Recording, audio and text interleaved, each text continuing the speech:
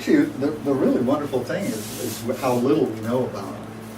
And what I really like to point out is that you can't do it one way. You can't try to find those people one way. And we were talking about a friend of mine who passed recently, George Watson, and one of the topics that he and I used to cover an awful lot of is economy and economic theory and stuff like that. And you say, oh, yeah, economic theory, you know? What's that got to do with American Indians? But everything is an economy. Everything is an economy. The sun is an economy, right? It's burning hydrogen up there, and as it's burning that hydrogen, it's changing, right? And it's becoming a different kind of star. And so everything is part of this amazing energy economy out there. And so the Native Americans were the same. I think one of the things that I'm not comfortable with is when historians and archaeologists and all want to talk about these people as though they fell off of Mars. And they were real people living in a real landscape in a real world. And they were dealing with all the same kind of problems that we have. What they had is they had an incredibly different point of view. I think the most important thing to realize is that when they came to the Americas, it would have been a formative time for all of us, right? Probably Chinese people didn't look Chinese the way we see them today. Probably most people looked kind of Melanesian. I mean, us Europeans, would have been a little darker and definitely had different features. And we want to think of the American Indians as being the people they are today back then, but that's not what happened. And the most incredible thing is when you really study European and African and Asian history, the one thing that dawns on you is they were never out of contact with each other. You know, Africa, the dark continent, was always in contact. Right. You know, I think it's so funny. You know, we act like, what, Egypt never happened? You know, and Egypt wasn't in contact with the rest of Africa. They were mining out there. Like the Moors were never in Spain? Sure. You know, I mean, all these cultures were all mixed together. Like the Arabs didn't invent the alphabet? Sure. And you figure that the Europeans, they weren't separated, although we seem to be separated. They really weren't. There was always a mixing along the edges, the borders. And so ideas and who they were, the humanness of them all spread all the way through the Mongol steppes, into China, all the way down through Africa. But where it didn't spread was to the Americas. And it probably did a little bit, but it was a hint. It wasn't strong.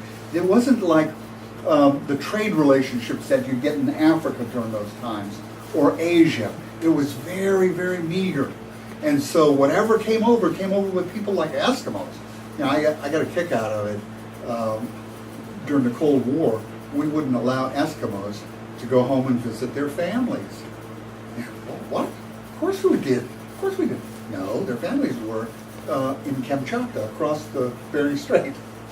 Their families were in both places. And so Eskimos didn't know that it was separated. Eskimos thought, well, you know, here's a strait. They probably didn't call it that, but they said, yeah, and you hit your kayak and go across it. And you meet your family on the other side. And that's the way it is. And so they were kind of a polar people. They lived all through that area. And as a matter of fact, they went all the way through Greenland. And so the Eskimos were widespread people. And they were bringing a little bit of that Eurasian concept into the Americas. But God, it was just a scattering when you really think about it. Why? Why didn't it get to the Americas, whereas the rest of the planet? Well, the really neat thing is it's a very tight bottleneck up there. It's cold, and when it's not cold, it can be very stormy, and it's a very difficult area. And so general populations of Europeans aren't going to come over to China and say, let's take a trip across, right? They're going to go back to Europe. And that's what they were doing. So what happened is the first people that wandered into the Americas became one of the most incredible human experiments that have ever happened. They got a chance to reinvent themselves. They came in contact with environments that simply didn't exist in Europe and Africa. These are absolutely new areas. And for thousands of years, they wandered this country without ever running into another human being. And when you think about that, that's an incredible thing.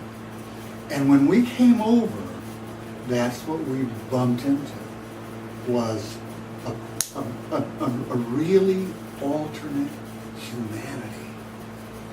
And they got a chance to see the world exclusively, uniquely different than we did. Now, when we came, we did all the wrong things because we were still very primal in 1492. And when we came over, we would say to them, hey, take me to your king. So if I say that to you, take me to your king, anybody you introduce me to is going to be the what? The king. Right? So is this his queen? These are European terms. And I think it's really the same with the concept of God. We came over and we looked at these people and we said, well, who's your God? Right? Well, the question in itself was the answer. Because we were hearing the answer. They may not have had any concept of that whatsoever. None. And we brought the concept to them. Right? We brought the concept of, what's your God? Where's your king? So now we're introducing our political world, our religious world, into a world that may not have experienced that for 15,000 years. And that's pretty incredible when you think of it. He lands in Portugal, he's in a dugout canoe, No, and go back a little bit. Okay. Because not everybody heard what the question. What's happened is when just before Columbus gets back, instead of going to Spain, he actually lands in Portugal.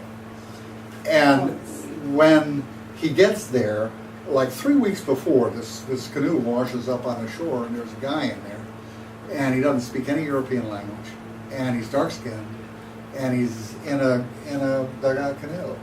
And so the question is, was there people that were making those transatlantic voyages? Yeah, I don't doubt it. And I think it went both ways. I really do. And I think that Native Americans were skilled enough that when they were really in trouble and blown out there, that they may have been able to fish. Once you get into the deep ocean, it gets awfully hard. The fish just aren't there. They really love the coastal zones. But this guy made it, apparently, and we don't know what he was. He could have been an Eskimo, he could have been anybody, but somehow he got there. But in Florida, there's definite evidence of, there's an Egyptian effigy that was found in situ, and there's not a doubt about it, what it is. Where was it found? And it was found up near Stuckney, in that area, and by archaeologists doing a site. And so this stuff comes across, but imagine a single Egyptian ship making it over here during a storm. It's swept off course, ends up over here, and what are they going to say? Whatever they say, nobody's going to understand. And whatever their lives are, they're going to be very limited. And so the kind of influence that they've got, or can offer here, is going to be a whisper, just the faintest whisper. There's some evidence, a matter of fact, there's some evidence that there was some copper from North America that was brought back into Europe. The chemical signature seems to indicate that there was some copper brought from America, and the Native Americans were into copper. They really liked copper. What year was that? And I don't know. And what they don't know years on it, because the copper doesn't tell you anything except what kind of chemistry it is. And the copper seems to come out of the Michigan area. is where the chemical signature seems to come from. But I don't doubt for a second that this went on forever, really. But it was so scattered and so small that the influence just wouldn't have been there. So what's happening here is these people, they had a chance to become uniquely, differently human. And I think that's what we were looking at.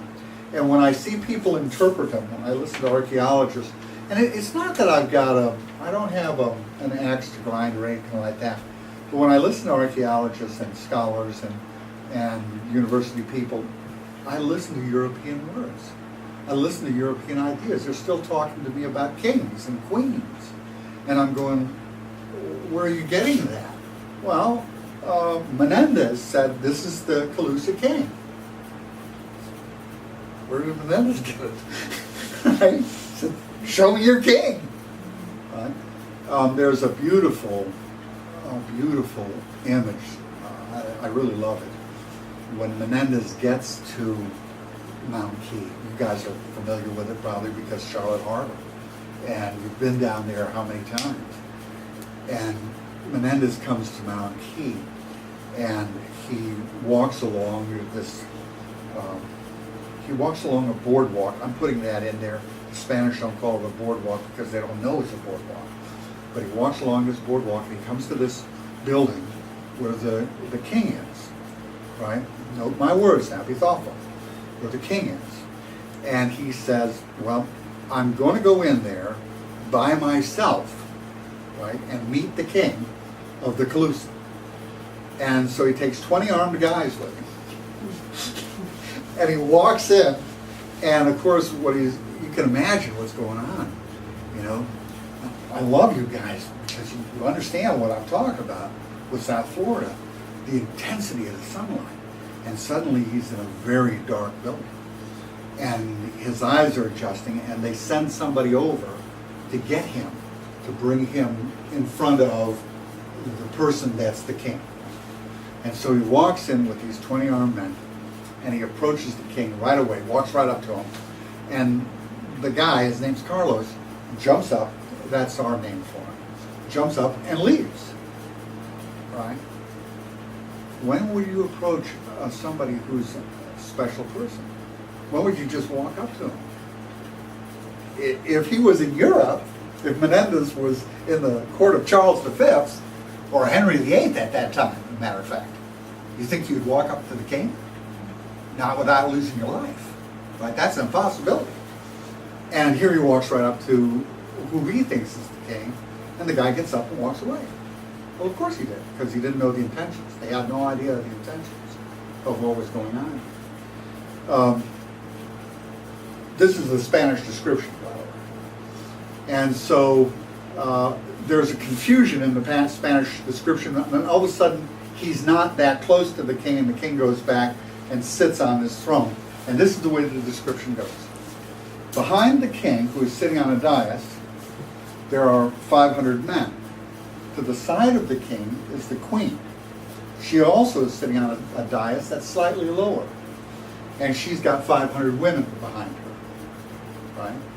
So now we are familiar with European kings and queens, and so European kings and queens are husband and wife. They sleep with each other, right? And so he goes up to the queen after he does a little introduction to the king. He goes up to the queen and tells her all kinds of things in Calusa, because they've got it written down now. They had a translator so he had a piece of paper he could read to her, right? And he's reading to this woman about being the wife of the king, the queen of the king. And everybody is standing there like, what the hell is he talking about? And somebody yells, somebody from the background shouts and goes, "She's his sister." And he goes, "All right, you got it wrong, totally wrong, see?" But what is really happening in the scene? Well, of course she wasn't his sister. She's his sister in Native American terms, and we use the terms too, right? Equal. She's his equal, right? And it's one of the Spanish who has been captured, married into the Calusa, And he's now advising in the background. He's the one that shouts that. So it gives Menendez a head up. But what are we looking at? What kind of a scene are we really looking at? You walk in, and here's a man on a dais with 500 men behind him. And here's a woman on a dais with 500 women behind him. You're looking at a representative form of government. Right? You're not looking at a king and queen at all. The 500 people behind each of them are the people who are keeping them in line, and the people that they have to be responsible to and have to answer to. And that's what's really going on. And that's why you notice that see, it's not a king, because had it been a king, you know this right away. When Menendez would have approached him, there would have been people in front of Menendez right away, keeping him off. But this is an honored man and an honored woman. Okay? And so there's nobody defending them. They're pretty much out there doing what they need to do for all the representatives that are behind them, the 500 men, the 500 women who are representatives. It's a very, very different picture of who these people are, right? And yet, if we go to Gainesville today, king and queen. And the king would have been a potentate. We're in Gainesville? The Florida State Museum. Oh. Florida Museum of Natural History. Okay. Mhm. Yeah. They would have been a potentate. See, but that's not what really was going on. So you're saying they were in a position of service to the people? Well, they were. as They opposed to were. dominion. Those would have been. Actually, what's really kind of neat about it is the other thing is when I mentioned the God business. Right away, when the priests come in very, very quick on this whole scene, and the priests look at it and they say, "Well, you know, these people are worshiping gods. They've got all these masks. Other people have all these masks."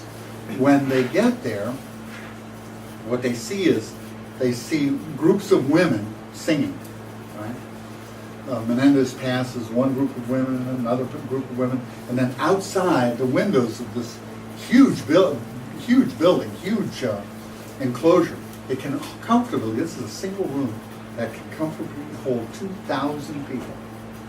This is big, right? And there's women singing outside of it. And what Menendez doesn't understand is these are totems, and they're taking their turn to sing. And each totem is singing their Iliad. They're singing the history of their people, their totem, how they have offered good things to the Calusa people in general. And this is what we've done. This is how important we are. This is how important our totem is. And the women are the historians, right? This is a matrilineal society. And so the women figure very paramountly in holding all that history.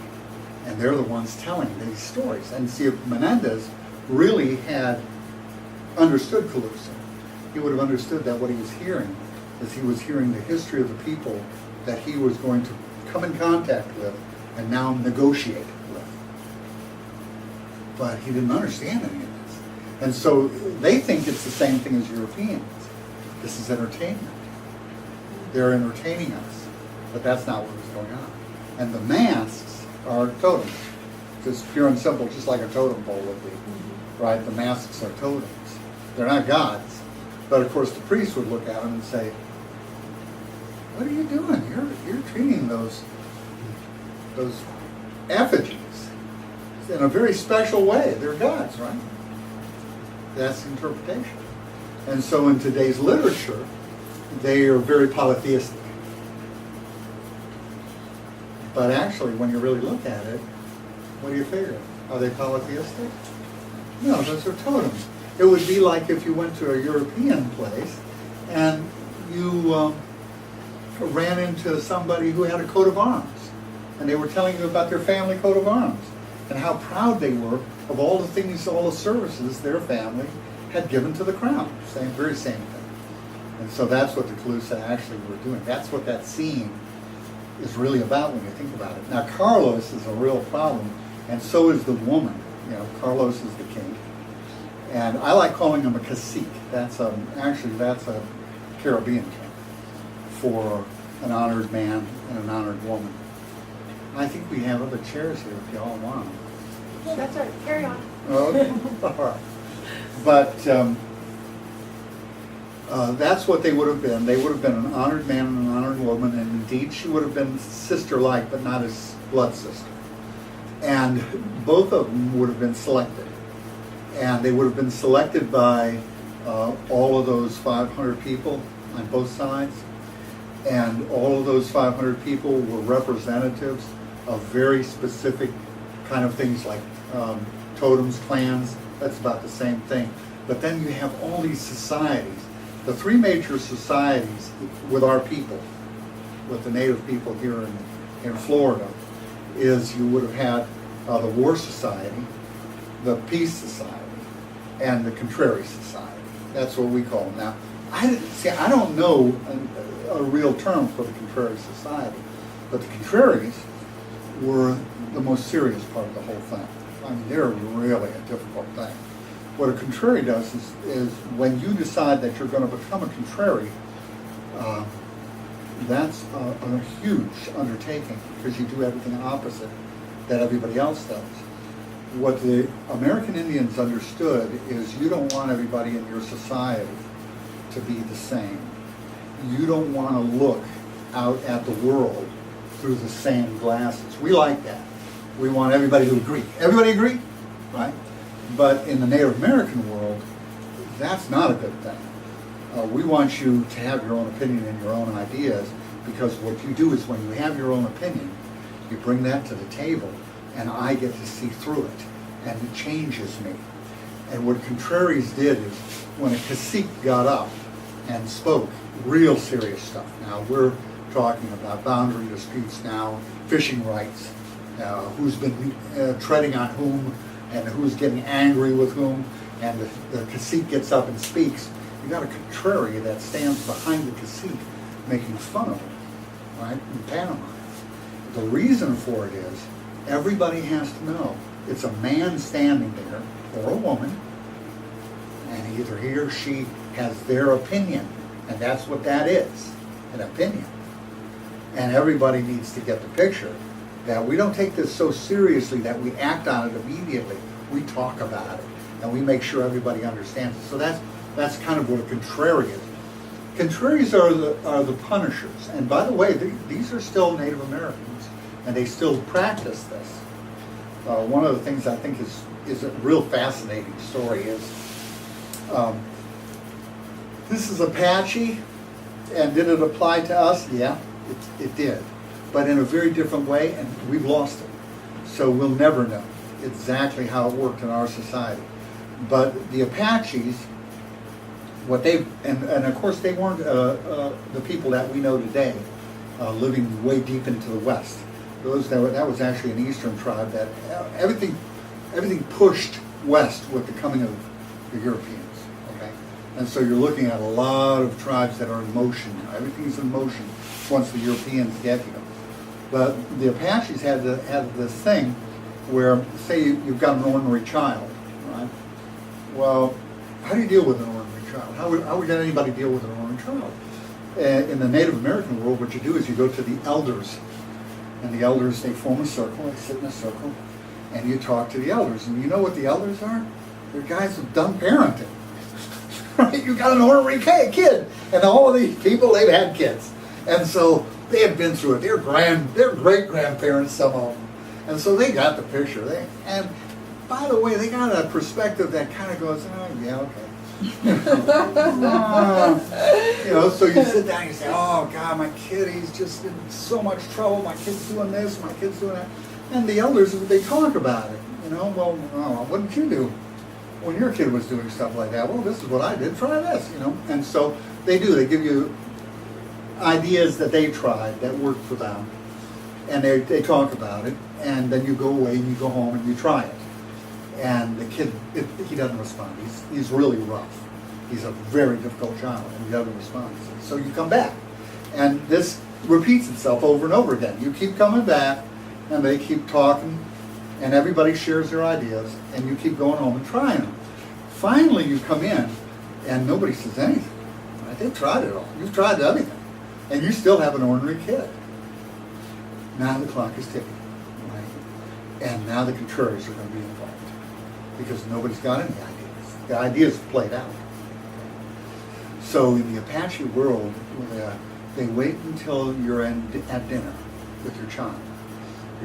Everybody's sitting down, everybody's feeling comfortable and good, and you're having your dinner. And there's I wouldn't call it a knock at the door, more or less a pounding on the door. And whoever, a husband or wife, gets up and goes to the door, and there is this guy in full paint. I mean, he is bad as anything you've ever seen in your life. And he doesn't wait. He busts right in. Knocks you down, and he goes for the kid. And the whole dinner is disrupted. The whole dinner turns into a disaster. Chairs are broken, tables are broken. Nobody cares. Nobody's worrying about it. This thing wants to get at your child. And you have one goal. The parents have one goal, and that's to defend that kid from getting hurt by that thing that's gotten into the house now. And they struggle around with this thing, and they fight with it, and there's black eyes going on, and people are feeling really unhappy. And all of a sudden the contrary stops, turns around, looks at the kid and says, "If I hear more, I'll be back." And walks out. Now who's the heroes? The parents are the heroes. See, they have done what they need to do. They've tried to protect their child. They're the heroes of the story. And by the way, the bruises are real. Yeah. And nobody wants that thing to return because they're really bad. Now, also, that's the Apaches. Now, the Zunis, they do a little twist on this, right? What the Zunis do is they wait for you to go out into a public place. See, like you're going to go to a fair or something, see? And they watch you and your kid, you know? And the contrary's got you. He's going to be there. And he'll jump you and the kid, and he'll try to pound the hell out of the kid. And whoever's with him, whatever adult's with him, you try to stop that from happening. Same thing. But that's the way they do it. They want to make a public display out of it, where the Apaches don't. There's no prisoners in the Native American world. There's no prisoners. They don't do prisons. And they don't do sentences and things like that. When you really screw up, and you know, mostly what it is, I don't know if any of you have come in contact with Seminole stuff and how the Seminoles work. They take care of their own business. And when somebody makes a mistake, if somebody does something wrong, you know, you got this wrong, you know. You did this wrong. And it's not a good thing. And you need to straighten this up, you know. And you need to make amends. You need to work this out. And they're very serious about getting you to do that. And that's how the law works in Native American society. Now, if you're a real lawbreaker, and I mean you've really made some bad errors, some bad judgments, it's contrary that'll do you. And what they'll do is they'll wait for a celebration, public gathering, everybody's having a good time, and they'll stab you to death right in the middle of it. And it's a done deal. And who sees it? Everybody sees it. And who's going to go after the contrary? There's nothing to go after, because one of the things contraries do is when they become a contrary, become that part of that society, they give up their family. So you don't go after their family. You can't go after their family. You've got nothing to go after. You're stuck. Right? And that's what contraries are. So when I talk about contraries, you know, people think, well, and the other thing is what we call them is clowns. You know, we call them Native American clowns. And they're clown-like, but they're not clowns in my terms. You know, I don't look at them as having fun. These are very, very serious people. They'll eat dirt, and they'll ride horses backwards, and when they go into battle, they actually ride on a horse backwards to go into battle. And they're the ones that they'll take their spear and put it in the ground. This is it. I'm not going any further. You know, and they'll fight backwards, stuff like that. You're looking at people whose lives are very, very different. Now, the peace people, they have one job and one job only. And as a society, and by the way, what's really neat is the Calusa masks. I can show you each one of these societies. They're there. We know they're there in our people because the masks are there, right? And so Why the Spanish? See, the Spanish don't need to be calling them gods, because that's not what these are. These are badges of society, who you belong to, or a totem, a family group, who you belong to. Comedy and drama. Right, sure. And so that's what's going on. I mean, contrary masks are so obvious. Contrary masks. I mean, as soon as you see it, you go, "Wow, I know what that is," right away, right? The Peace Clan. Anyway, the peace people, the peace society, that's your job. Your job is to speak peace. And if somebody rapes and murders your mom, you gotta speak peace. You're not allowed to. The rule is, once you get into that society, there's only one thing you're allowed to do, and that's you have to speak for peace, always. The next thing is the war society. There's no group of people that can grab a hold of a piece of property, right, and say, "This is my property. I fish here, right? I hunt here, and you don't. You don't belong here." There's nobody that can do that without having something that is able to maintain that. And so for the Native Americans, they had what we call warriors or a war society. What it was is it was a citizen militia to a degree, because these were people who trained in it all the time. This is what they did. You made that choice. You said, "This is what I'm going to do. I'm going to join a war society." Now, war people are kind of neat because, unlike contraries, they live very normal lives. And war people are kind of neat in that, unlike peace people, they can talk peace. You know, if they feel like it's appropriate, they can say, no, we shouldn't go to war over this. We shouldn't get violent over this. This isn't a good idea. But they can talk about war. They can say, no. These guys, not only have they encroached on it, they've done it over and over again. Right? And they're really irritating the hell out of us. So it's time to show them that we're not going to put up with any more of their stuff. They're really taking our land, they're taking property, they're taking hunting rights and things like that. We're going to have to do something here. Right? Now, for every meeting of that, you have to have a contrary in that meeting, and you have to have a peace person in that meeting. Anytime you're talking war, you have to have both of those in there. Right? But now the peace people, they don't have to have a war person in their meetings. Right? So you're looking at a very, very complicated societies. These are complex societies that make up the American Indians. How many of you have heard of counting coup? Everybody's heard of counting coup. Counting what? Counting coup? No? Okay. Spell it. C-O-U-P is the way it's spelled. No. What it is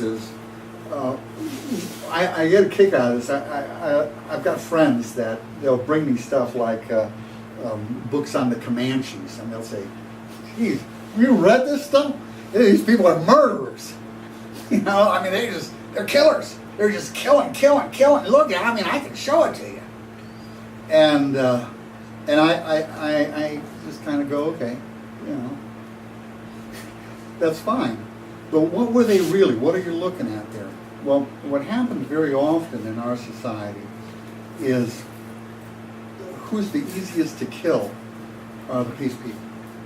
And at Sand Creek, I don't know if you're all familiar with the Sand Creek Massacre, but in the Sand Creek Massacre, that's what that was. A whole group of Western Plains Indians came together in order to try to see if they could get the federal government to work out some kind of a peace agreement, a peace deal. And the head of it actually had an American flag flying outside of his lodge. We would call that a teepee, but they call them lodges. And in Sand Creek, it was a Methodist minister that led the early morning attack that basically destroyed this encampment. It was an incredible massacre. And what it was is it was a massacre of the peace system. So when you kill all the peace people, what do you have left? Guess what?